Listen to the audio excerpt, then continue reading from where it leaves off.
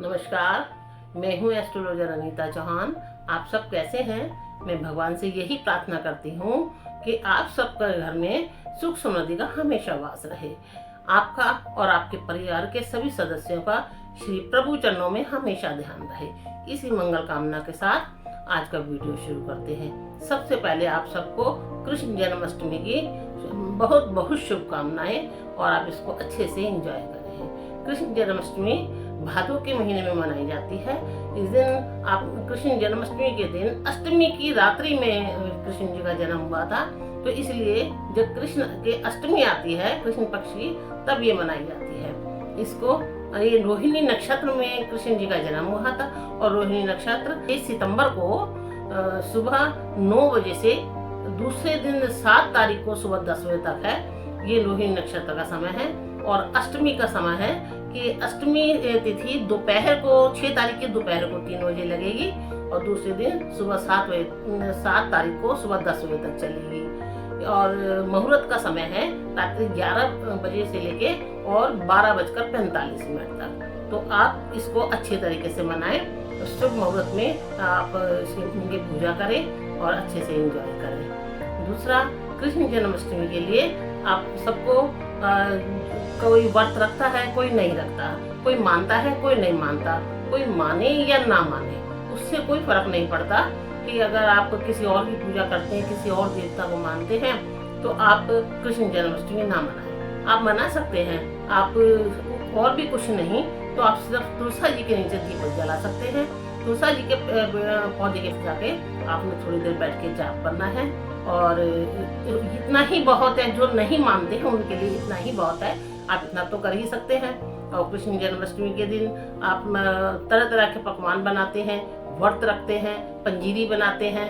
तो आप एक इसका टॉफी का पैकेट जरूर रखें और थोड़े से बिस्किट रखें, ताकि उसके जन्म के बाद आप ये छोटे छोटे बच्चों में बांट सकें। क्योंकि वो तो ग्वाल वालों के साथ मस्त रहते थे, गोपियों के साथ मस्त रहते थे, तो इसलिए छोटी छोटी लड़कियों को गोपी समझ के और छोटे छोटे लड़कों को ग्वाले समझ के इन्हें टॉफी बिस्कुट का जरूर दान करें। इससे वो भी खुश होंगे और श्री कृष्ण भी खुश होंगे।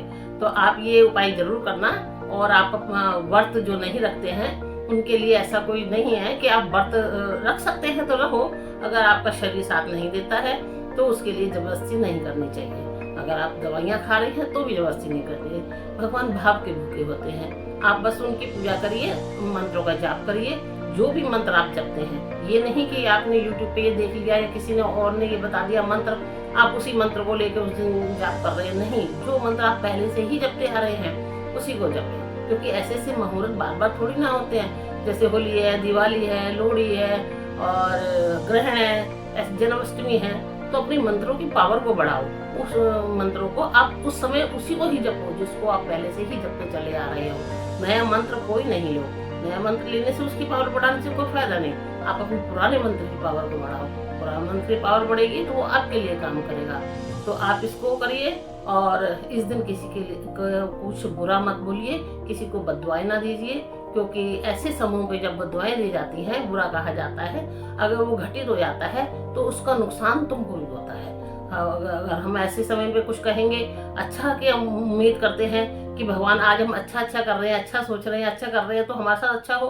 तो अगर बुरा सोच रहे हैं तो बुरा भी तो हो सकता है। तो इसलिए आप किसी को बुरा मत बोलिए और ना ही किसी को बददुआ दीजिए।